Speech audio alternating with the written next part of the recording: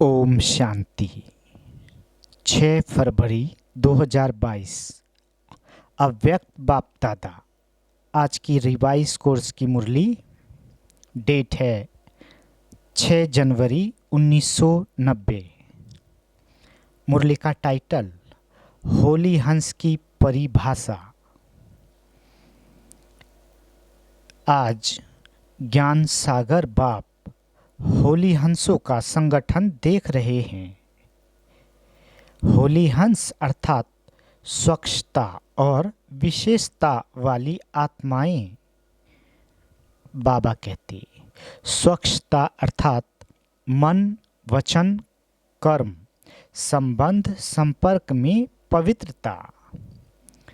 पवित्रता की निशानी सदा ही सफ़ेद रंग दिखाती हैं। आप होली हंस भी सफ़ेद वस्त्रधारी साफ दिल अर्थात स्वच्छता स्वरूप हो।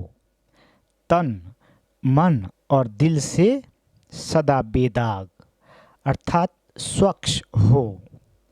बाबा कहते अगर कोई तन से अर्थात बाहर से कितना भी स्वच्छ हो, साफ हो, लेकिन मन से साफ न हो, स्वच्छ न हो, तो कहते हैं कि पहले मन को साफ रखो। साफ मन व साफ दिल पर साहिब राजी होता है। साथ साथ साफ दिल वाले की सर्व मुराद अर्थात कामनाएं पूरी होती है। हंस की विशेषता स्वच्छता अर्थात साफ है। बाबा कहते इसलिए आप ब्राह्मण आत्माओं को होली हंस कहा जाता है। चेक करो कि मुझ होली हंस आत्मा की चारों ही बातों में अर्थात तन, मन, दिल और संबंध में स्वच्छता है। संपूर्ण स्वच्छता व पवित्रता यही इस संगम युग में सबका लक्ष्य है। इसलिए ही आप ब्राह्मण सो देवताओं को संपूर्ण पवित्र गाया जाता है।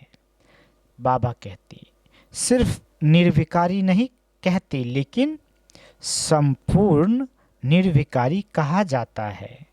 16 कला संपन्न कहा जाता है। सिर्फ 16 कला नहीं कहते, लेकिन उसमें संपन्न। गायन आपके ही देवता रूप का है, लेकिन बने कब? ब्राह्मण जीवन में व देवता जीवन में। बनने का समय अब संगम युग है। बाबा कहते इसलिए चेक करो कि कहाँ तक अर्थात कितने % में स्वच्छता अर्थात पवित्रता धारण की है। पहला, तन की स्वच्छता अर्थात सदा इस तन को आत्मा का मंदिर समझ उस स्मृति से स्वच्छ रखना। जितनी मूर्ति श्रेष्ठ होती है उतना ही मंदिर भी श्रेष्ठ होता है। तो आप श्रेष्ठ मूर्तियां हो या साधारण हो, ब्राह्मण आत्माएं सारे कल्प में नंबर 1 श्रेष्ठ आत्माएं। ब्राह्मणों के आगे देवताएं भी सोने तुल्य है और ब्राह्मण हीरे तुल्य है। तो आप सभी हीरे की मूर्तियां हो। कितनी ऊंची हो गई। बाबा कहते इतना अपना स्वमान जान इस शरीर रूपी मंदिर को स्वच्छ रखो। बाबा कहते सादा हो लेकिन स्वच्छ हो। इस विधि से तन की पवित्रता सदा रूहानी खुशबू का अनुभव कराएगी। ऐसी स्वच्छता पवित्रता कहाँ तक धारण हुई? देह भान में स्वच्छता नहीं होती, लेकिन आत्मा का मंदिर समझने से स्वच्छ रखते हो। और ये मंदिर भी बाप ने आपको संभालने और चलाने के लिए दिया है। इस मंदिर का ट्रस्टी बनाया है। आपने तो तन मन धन सब दे दिया है ना। अभी आपका तो नहीं है, मेरा कहेंगे या तेरा कहेंगे तो दृष्टिपन स्वतः ही नष्टो मुहा अर्थात स्वच्छता और पवित्रता को अपने में लाता है। मुंह से स्वच्छता नहीं, लेकिन बाप ने सेवा दी है। ऐसे समझ तन को स्वच्छ पवित्र रखते हो ना, वह जैसे आता है वैसे चलाते रहते हो। बाबा कहते स्वच्छता भी रूहानियत की निशानी है। दूसरा, ऐसे ही मन की स्वच्छता या पवित्रता इसकी भी परसेंटेज देखो। सारे दिन में किसी भी प्रकार का अशुद्ध संकल्प मन में चला तो इसको संपूर्ण स्वच्छता नहीं कहेंगे। मन के प्रति बाप दादा का डायरेक्शन है। मन को मेरे में लगाओ व विश्व सेवा में लगाओ। मन मना भव। बाबा कहते इस मंत्र की सदा स्मृति रहे। इसको कहते हैं मन की स्वच्छता व पवित्रता। बाबा कहते और किसी तरफ भी मन भटकता है तो भटकना अर्थात अस्वच्छता। इस विधि से चेक करो कि कितनी % में स्वच्छता धारण हुई। विस्तार तो जानते हो ना। तीसरी बात, दिल की स्वच्छता। इसको भी जानते हो कि सच्चाई ही सफाई है। अपने स्व उन्नति अर्थात जो भी पुरुषार्थ है, जैसा भी पुरुषार्थ है, वह सच्चाई से बाप के आगे रखना। तो एक स्वयं के पुरुषार्थ की स्वच्छता, दूसरा सेवा करते सच्चे दिल से कहाँ तक सेवा कर रहे हैं इसकी स्वच्छता। अगर कोई भी स्वार्थ से सेवा करते हो तो उसको सच्ची सेवा नहीं कहेंगे। तो सेवा में भी सच्चाई सफाई कितनी है। कोई सोचते हैं कि सेवा तो करनी ही पड़ेगी, जैसे लौकिक गवर्नमेंट की ड्यूटी होती है। चाहे अच्छी दिल से करो, चाहे मजबूरी से करो, चाहे अलबेले बन करके करो, करनी पड़ती है ना। कैसे भी 8 घंटे पास करने ही हैं। ऐसे इस ऑलमाइटी गवर्नमेंट द्वारा ड्यूटी मिली हुई है। ऐसे समझ के सेवा करना, इसको सच्ची सेवा नहीं कहा जाता। ड्यूटी सिर्फ नहीं है, लेकिन ब्राह्मण आत्माओं का निजी संस्कार ही सेवा है। तो संस्कार स्वतः ही सच्ची सेवा के बिना रहने नहीं देते। तो ऐसे चेक करो कि सच्ची दिल से अर्थात ब्राह्मण जीवन के स्वतः संस्कार से कितने % की सेवा की। इतने मेले कर लिए, इतने कोर्स करा लिए, लेकिन स्वच्छता और पवित्रता की % कितनी रही। बाबा कहती ड्यूटी नहीं है, लेकिन निजी संस्कार है, स्वधर्म है, स्वकर्म है। चौथी बात, संबंध में स्वच्छता। इसका सार रूप में विशेष यह चेक करो कि संतुष्टता रूपी स्वच्छता कितने % में है। सारे दिन में भिन्न भिन्न वैरायटी आत्माओं से संबंध होता है। 3 प्रकार के संबंध में आते हो। एक, ब्राह्मण परिवार की। दूसरा, आए हुए जिज्ञासु आत्माओं के। तीसरा, लौकिक परिवार के। तीनों ही संबंध में सारे दिन में स्वयं की संतुष्टता और संबंध में आने वाली दूसरी आत्माओं के संतुष्टता की % कितनी रही। संतुष्टता की निशानी स्वयं भी मन से हल्के और खुश रहेंगे और दूसरे भी खुश होंगे। असंतुष्टता की निशानी स्वयं भी मन से भारी होंगे। अगर सच्चे पुरुषार्थी है तो बार बार न चाहते भी ये संकल्प आता रहेगा कि ऐसे नहीं बोलते, ऐसे नहीं करते तो अच्छा। ये बोलते थे, ये करते थे, ये आता रहेगा। अलबेले पुरुषार्थी को ये भी नहीं आएगा तो ये बोझ खुश रहने नहीं देगा, हल्का रहने नहीं देगा। बाबा कहते संबंध की स्वच्छता अर्थात संतुष्टता, यही संबंध की सच्चाई और सफाई है। इसलिए आप कहते हो सच तो बिठो नच, अर्थात सच्चा सदा खुशी में नाचता रहेगा। तो सुना होली हंस की परिभाषा। बाबा कहते सत्यता की स्वच्छता नहीं है तो हंस हो लेकिन होली नहीं हो। तो चेक करो संपन्न और संपूर्ण का जो गायन है वह कहाँ तक बने हैं। अगर ड्रामा अनुसार आज भी इस शरीर का हिसाब समाप्त हो जाए तो कितनी परसेंटेज में पास होंगे। वह ड्रामा को कहेंगे थोड़ा समय ठहरो, ये तो सोचकर नहीं बैठे हो कि छोटे छोटे तो जाने वाले हैं ही नहीं। एवर रेडी का अर्थ क्या है? समय का इंतजार तो नहीं करते कि अभी 10-11 तो वर्ष तो है, बहुत करके 2000 का हिसाब सोचते हैं। लेकिन बाबा कहते सृष्टि के विनाश की बात अलग है, अपने को एवर रेडी रखना अलग बात है।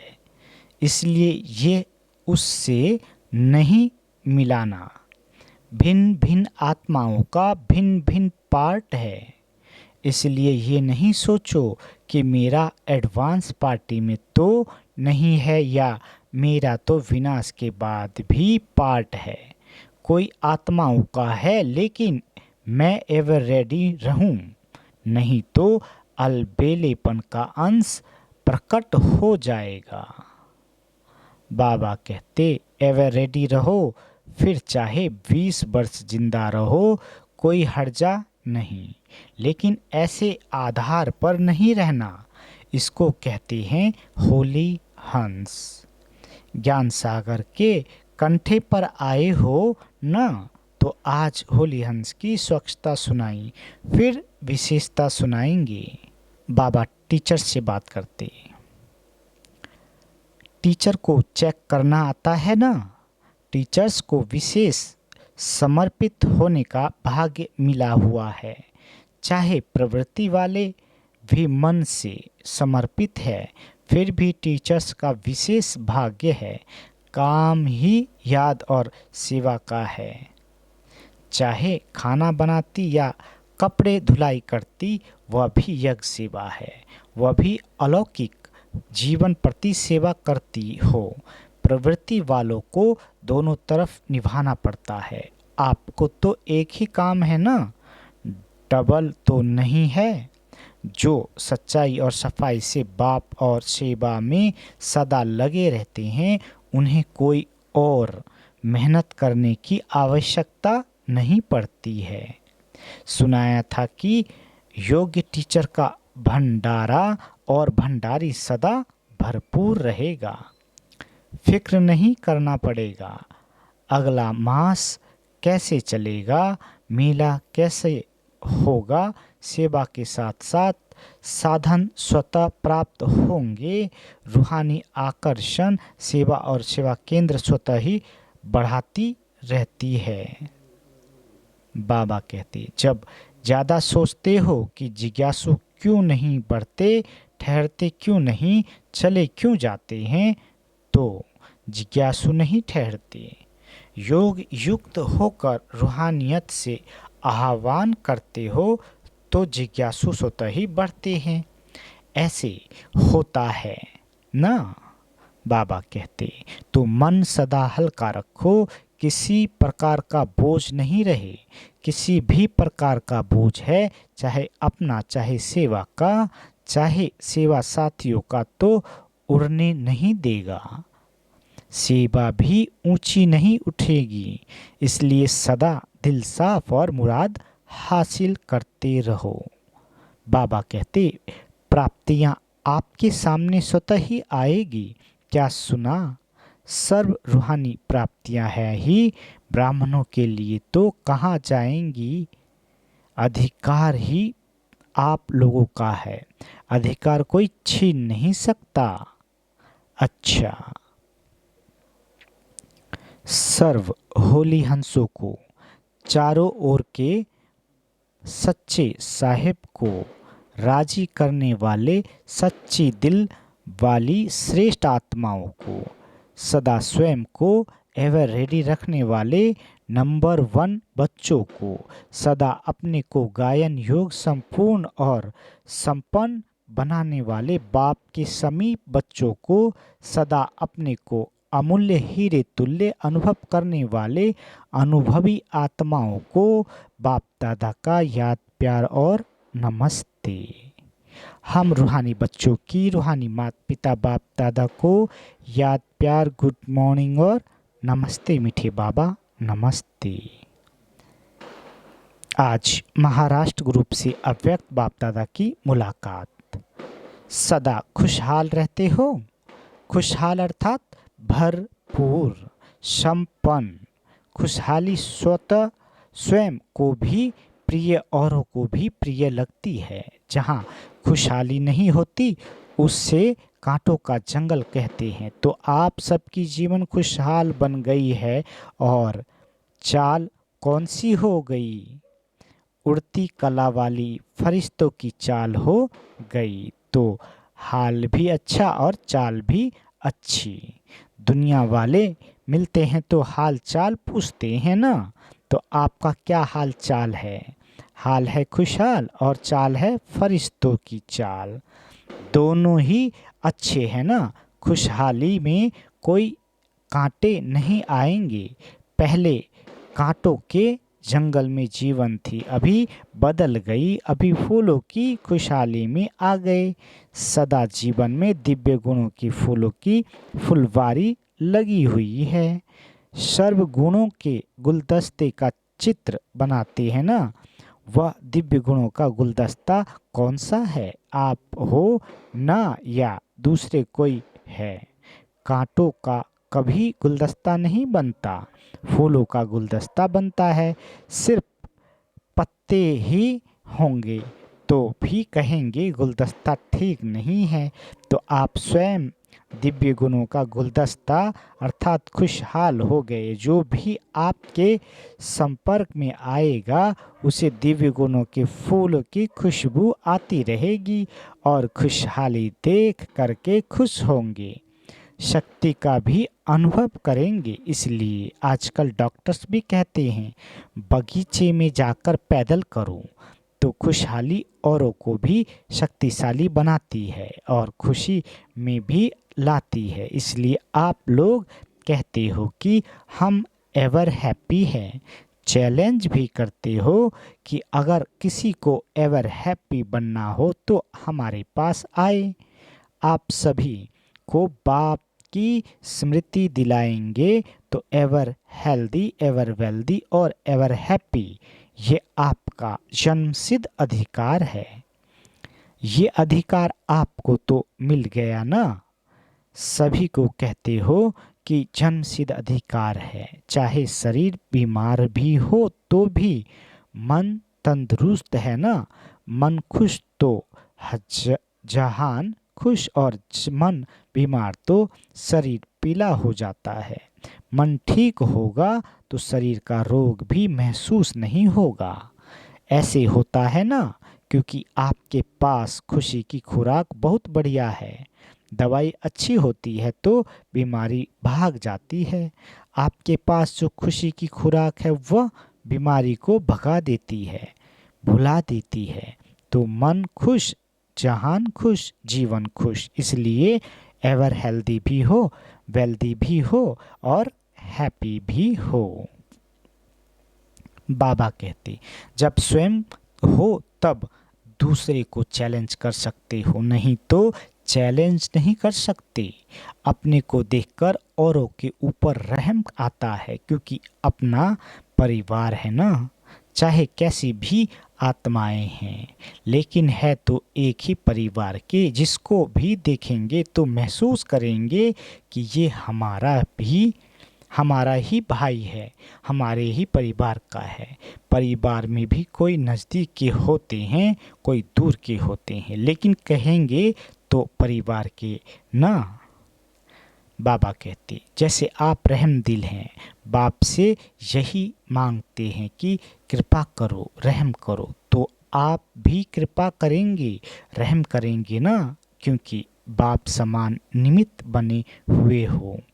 ब्राह्मण आत्माओं को कभी भी किसी आत्मा के प्रति घृणा नहीं आ सकती। रहम आएगा, घृणा नहीं आ सकती, क्योंकि जानते हैं कि चाहे कंस हो, चाहे जरासंधी हो, चाहे रावण हो, कोई भी हो, लेकिन फिर भी रहम दिल बाप के बच्चे घृणा नहीं करेंगे। परिवर्तन की भावना रखेंगे, कल्याण की भावना रखेंगे, फिर भी अपना परिवार है, परवश है, परवश के ऊपर कभी घृणा नहीं आती। बाबा कहते, सभी माया के वश है, तो परवश के ऊपर दया आती है, रहम आती है। जहाँ घृणा नहीं आएगी वहाँ क्रोध भी नहीं आएगा। जब घृणा आती है तो जोश आता है, क्रोध आता है। जहाँ रहम होता है वहाँ शांति का दान देते दाता के बच्चे हो ना, तो शांति देंगे ना। अच्छा, आज का वरदान, ज्ञान खजाने द्वारा मुक्ति, जीवन मुक्ति का अनुभव करने वाले सर्व बंधन मुक्त भव। बाबा कहते, ज्ञान रत्नों का खजाना सबसे श्रेष्ठ खजाना है। इस खजाने द्वारा इस समय ही मुक्ति, जीवन मुक्ति की अनुभूति कर सकते हो। ज्ञानी तो आत्मा वह है जो दुख और अशांति के सब कारण समाप्त कर अनेक बंधनों की रस्सियों को काट कर मुक्ति व जीवन मुक्ति का अनुभव करे। अनेक व्यर्थ संकल्पों से, विकल्पों से और विक्रमों से सदा मुक्त रहना, यही मुक्त और जीवन मुक्त अवस्था है। आज का स्लोगन, विश्व परिवर्तक वह है जो अपनी शक्तिशाली वृत्तियों से वायुमंडल को परिवर्तन कर दे।